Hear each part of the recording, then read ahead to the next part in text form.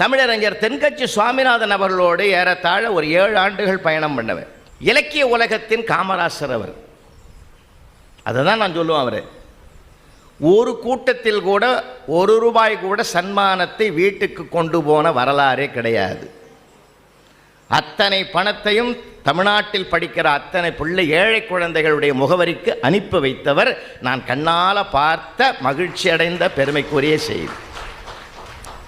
திருவற்றியூர் கார்பரேண்டத்தில் நாங்கள் 2 பேரும் பேசிட்டு வெளியில் வர்றோம். கவர் கொடுத்தாங்க. புலவார் நீ வாங்கிக்கன்னார்.